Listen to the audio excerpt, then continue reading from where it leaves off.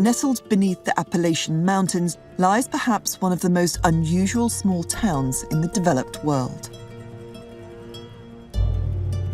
Greenbank, with a population of 143, a couple of shops and a lot of beautiful scenery, is essentially a town off-grid.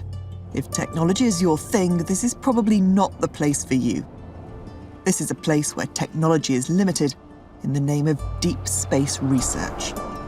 So in my years as a journalist, I've done dodgy jobs, dangerous jobs, risky jobs. But I don't think any job has daunted me as much as this one in America's quiet zone, where I won't have any phone signal for the days that I'm here.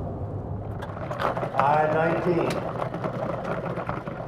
On Saturday night, I joined some of the locals for bingo to find out what life is like in a place where mobile phones don't work, Wi-Fi is restricted by law, and even the use of microwaves is frowned upon.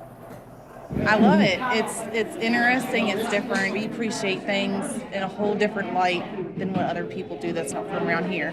I-25. Whilst a complete novelty to me, being without a working mobile is clearly just a way of life to the locals. Well, it affects the tourists more than it does the local people. They come in here from, say, North Carolina or D.C., jump out of their car and going to call mom and say, hey, we got here.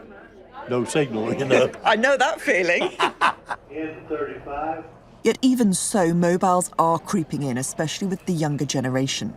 They can't make calls, but can download content if they seek out some internet elsewhere.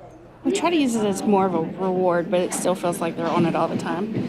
So we can get some Wi-Fi signal. I guess even here, the advent of the internet and the Wi-Fi is taking over. Oh, yes, yes.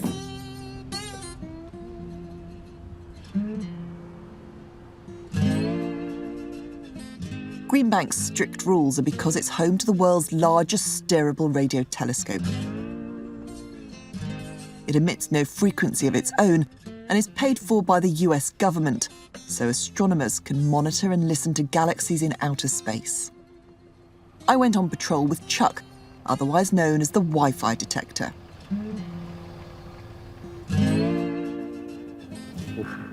We'll ping some Wi-Fi. Nice, strong signal.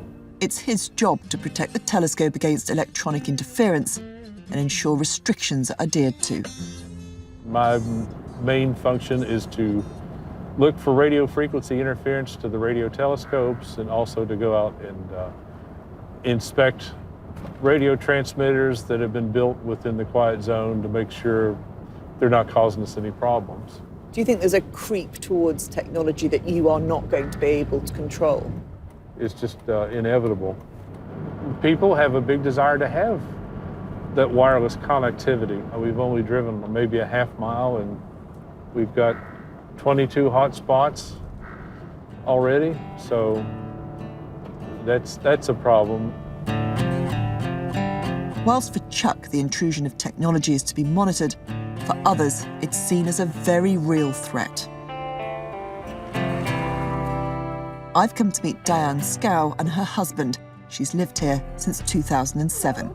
Hi there. Diane, I'm Emma from ITV News. Welcome.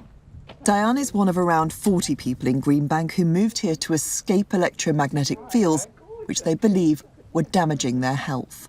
I went to a doctor about it, and he didn't know what the reason was, what the cause was.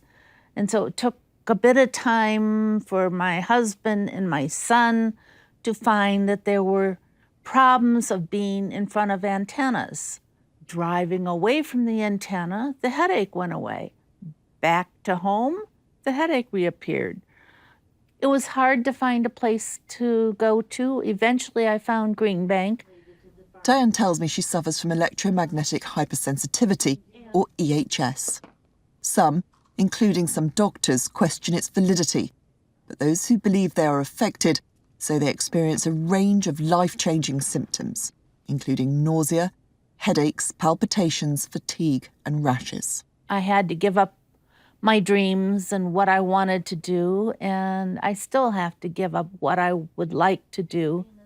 Greenbank does, however, offer something of a safe haven.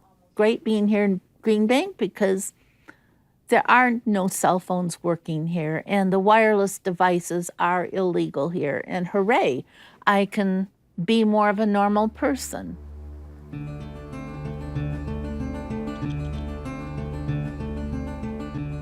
Word of Greenbank's special way of life has spread among the global EHS community, and many have travelled here from around the world. The Mountain Quest Inn has offered a sanctuary for 17 years. Owner Alex Bennett showed me around. We have hardwired all of this so that when guests need the internet, we do have the Wi-Fi available. The whole hotel is geared around the needs of vulnerable visitors. It's in a Faraday cage, and we can turn it on at request. Takes about a minute to warm up, ready to go. And this, of course, thins out the radiation that is being put out, and then we turn it off right away. Many guests arrive desperate for a break from their symptoms. Sometimes I just get a knock on the door, and sometimes people are screaming, and all of them have different symptoms. They're in different states. Many who came to Mountain Quest as visitors have since moved to Greenbank. Norman sought temporary respite here and is now making a permanent move. When I would hear people say that, that they were sensitive to a cell phone or sensitive to a wireless device, I was no different than anybody else. Very skeptical, very difficult to believe that until I experienced it myself. And that experience has changed his whole world.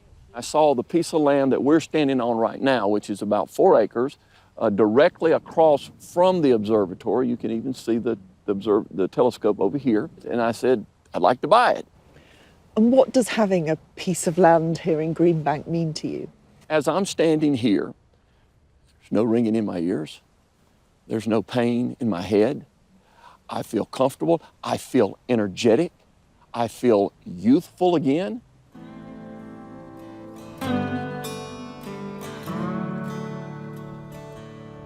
The way of life in Greenbank is not for everyone, certainly not for someone as wedded to their phone as I am.